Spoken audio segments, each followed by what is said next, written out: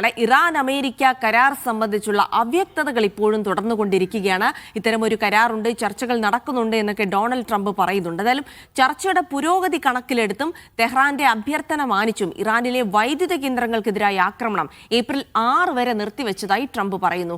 അതേസമയം അമേരിക്കയുമായി ചർച്ചയില്ലെന്നും പോരാട്ടം തുടരുമെന്നും ഇറാൻ ആവർത്തിക്കുകയാണ്. അമേരിക്ക സമർപ്പിച്ച 15 വെടിനിർത്തൽ നിർദ്ദേശം ഇറാൻ തള്ളിയതായുള്ള റിപ്പോർട്ടുകളുണ്ട്. ഇറാനിൽ US-ഇസ്രായേൽ ആക്രമണം ശക്തമായി തുടരുന്നതിനിടെ മരണസംഖ്യ 1900 കടന്നു. MC നാസർ വിവരങ്ങൾ നൽകും. നാസർ, ഇപ്പോൾ ഒരു ചർച്ചകൾ നടന്നുകൊണ്ടിരിക്കുന്നു. അതിന്റെ ഒരു പുരോഗതി കണക്കിലെടുത്തുകൊണ്ട് തന്നെ വലിയ ആക്രമണങ്ങൾ 10 ദിവസത്തേക്ക് കൂടെ നിർത്തിവച്ചിരിക്കുന്നു, പ്രത്യേകിച്ച് ഊർജ്ജ കേന്ദ്രങ്ങൾക്ക് നേരെയുള്ള ആക്രമണങ്ങൾ എന്ന് പറഞ്ഞുകൊണ്ടിരിക്കുന്നു ഡൊണാൾഡ് ട്രംപ്. അതേസമയം ഇറാന്റെ ഭാഗത്തുനിന്ന് ചർച്ചയില്ല, അമേരിക്കയോട് സന്ധി ചെയ്യേണ്ട എന്ന തീരുമാനം വരുന്നുണ്ട്. യഥാർത്ഥത്തിൽ എന്താണ് സംഭവിച്ചുകൊണ്ടിരിക്കുന്നത്? ട്രംപിന്റെ ഒരു ഹാലൂസിനേഷൻ അപ്പുറത്തേക്ക് കാര്യമായ ചർച്ചകൾ നടക്കുന്നുണ്ടോ? ജിൽസി സൂചിപ്പിച്ച പോലെ തന്നെ നിരന്തരമായിട്ട് പരസ്പര വിരുദ്ധമായിട്ടുള്ള പ്രതികരണങ്ങൾ ട്രംപിന്റെ ഭാഗത്തു നിന്ന് നമ്മൾ കണ്ടുകൊണ്ടിരിക്കുകയാണ്. അത് ഏതറ്റം വരെ പോകുമെന്ന് പറഞ്ഞാൽ ഇറാനിലെ നേതൃത്വം തന്നോട് ഏറ്റെടുക്കാൻ വരെ ഈ ഇറാൻ പ്രതിനിധികൾ ആവശ്യപ്പെട്ടു എന്നതുവരെ അത് എത്തി നിൽക്കുന്നുണ്ട്. അതുകൊണ്ട് ഇതിൽ ഏത് വിശ്വസിക്കണം, ഏത് അംഗീകരിക്കണം, ആരാണ് ചർച്ച നടത്തുന്നത്, ആരോടാണ് ചർച്ച തുടരുന്നത്, എന്ത് പുരോഗതിയാണ് ഇതിലുള്ളത് എന്നത് ഉൾപ്പെടെയുള്ള ചോദ്യങ്ങൾക്ക് ഒരുപക്ഷെ ട്രംപിന് മാത്രമേ ഇതിൽ മറുപടി പറയാൻ സാധിക്കുകയുള്ളൂ. കാരണം ഇറാന്റെ ഭാഗത്തു നിന്ന്, രാഷ്ട്രീയ സൈനിക നേതൃത്വത്തിന്റെ ഭാഗത്തു നിന്ന് ഒരു പ്രതികരണവും ഈ ചർച്ചയുമായി ബന്ധപ്പെട്ടുണ്ടായിട്ടില്ല. ആകെ ഉണ്ടായ പ്രതികരണം അമേരിക്ക പാകിസ്ഥാൻ മുഖേന ഒരു 15 കരാർ തങ്ങൾക്ക് നൽകിയിട്ടുണ്ട്. പക്ഷെ അത് തീർത്തും ഏകപക്ഷീയമാണ്, അത് യുക്തിരഹിതമാണ്, അസംബന്ധപൂർണ്ണമാണ് എന്ന ഒരു പ്രതികരണം ഇറാന്റെ പ്രതിനിധികളുടെ ഭാഗത്തു നിന്നുണ്ടായിട്ടുണ്ട്. പക്ഷെ ഔദ്യോഗികമായിട്ട് തന്നെ ഈ 15 കരാറിന് ഒരു മറുപടി ഇറാൻ പാകിസ്ഥാനെ അറിയിച്ചിട്ടുണ്ട്. പക്ഷെ അതിലോടുള്ള അമേരിക്കയുടെ പ്രതികരണം തങ്ങൾ കാത്തിരിക്കുകയാണെന്ന് കൂടി ഇറാന്റെ ഭാഗത്തു നിന്നുള്ള ഒരു വിശദീകരണം വന്നിട്ടുണ്ട്. പക്ഷേ അതോടൊപ്പം തന്നെയാണ് 5 നിർദ്ദേശങ്ങൾ ഇറാൻ നേതൃത്വം അമേരിക്കയ്ക്ക് മുമ്പാകെ സമർപ്പിച്ചിരിക്കുന്നത്. അതിൽ ഏറ്റവും പ്രധാനം എന്നത് ഹോർമുസ് കടലിടുക്കിൽ തങ്ങൾക്കുള്ള പരമാധികാരം അത് അന്താരാഷ്ട്ര തലത്തിൽ തന്നെ അമേരിക്കയും മറ്റുള്ള കക്ഷികളും അംഗീകരിക്കണം എന്നതാണ്. അതോടൊപ്പം തന്നെ യുദ്ധം പൂർണ്ണമായിട്ട് നിർത്തിവെക്കണം, യുദ്ധത്തിൽ ഞങ്ങൾക്ക് സംഭവിച്ച നാശനഷ്ടങ്ങൾക്ക് കൃത്യമായിട്ടുള്ള നഷ്ടപരിഹാരം നൽകണം, ഭാവിയിൽ ആക്രമിക്കുകയില്ല എന്ന് ഉറപ്പ് നൽകണം എന്നതുൾപ്പെടെയുള്ള കാര്യങ്ങളും ഈ 5 നിർദ്ദേശങ്ങളിൽ ഉൾപ്പെടുന്നുണ്ട്. പക്ഷെ അതുമായി ബന്ധപ്പെട്ട് ഒരു പ്രതികരണവും ട്രംപിന്റെ ഭാഗത്തു നിന്നോ അമേരിക്കൻ നേതൃത്വത്തിന്റെ ഭാഗത്തു നിന്നോ ഇനിയും ഉണ്ടായിട്ടില്ല.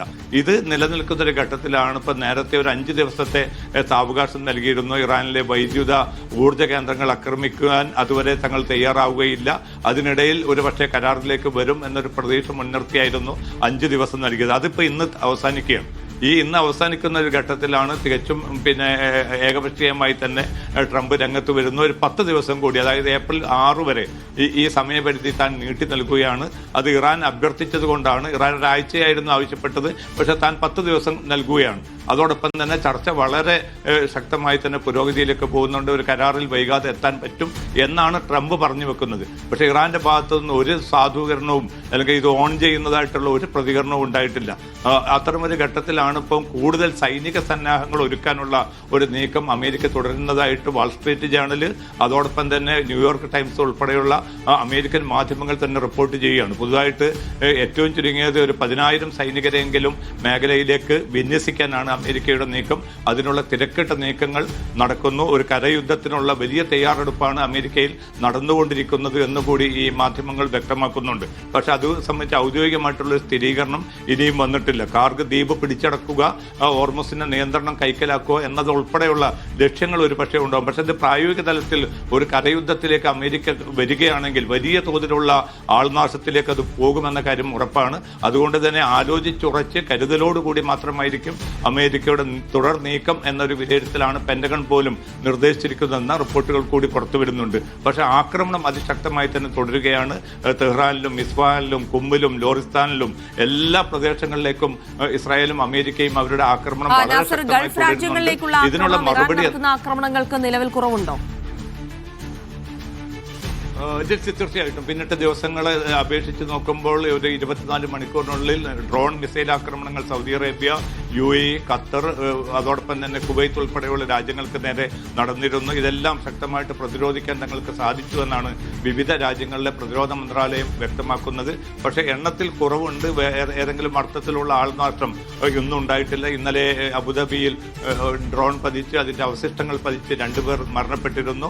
അതോടുകൂടി മരണസംഖ്യ 11 ഉയർന്നിട്ടുണ്ട് UAE സംബന്ധിച്ചിടത്തോളം. മറ്റിടങ്ങളിൽ നിന്നും ആ അർത്ഥത്തിലുള്ള ആളപായം സംബന്ധിച്ച ഒരു റിപ്പോർട്ടും വന്നിട്ടില്ല. സ്ഥിതിഗതികൾ സുഗമമായി തന്നെ മുന്നോട്ട് പോവുകയാണ്. ഏതെങ്കിലും അർത്ഥത്തിലുള്ള ഒരു സുരക്ഷാ ഭീഷണി നിലനിൽക്കുന്നില്ല എന്നാണ് വിവിധ രാജ്യങ്ങളിലെ പ്രതിരോധ മന്ത്രാലയങ്ങൾ വ്യക്തമാക്കുന്നത്. ശരി, നാസറാണ് വിവരങ്ങൾ നൽകിയത്. എന്തായാലും പരസ്പര വിരുദ്ധമായ പ്രസ്താവനകൾ അമേരിക്കൻ പ്രസിഡന്റ് ഡൊണാൾഡ് ട്രംപ് തുടർന്നുകൊണ്ടിരിക്കുകയാണ്. പക്ഷേ അവിടെയുള്ള ആക്രമണങ്ങൾക്ക് കുറവൊന്നുമില്ല. ഇരു രാജ്യങ്ങളും ഇറാനിലേക്കും ആക്രമണം നടക്കുന്നുണ്ട്. ഇസ്രായേലും പൂർവാധികം ശക്തിയോടെയുള്ള ആക്രമണങ്ങൾ നടത്തുന്നെന്നുള്ള റിപ്പോർട്ടുകൾ പുറത്തു വരുന്നുണ്ട്. അതിനിടെ എന്താണ് ഇനി അമേരിക്കൻ നീക്കമെന്നാണ് ലോകം നിരീക്ഷിച്ചുകൊണ്ടിരിക്കുന്നത്.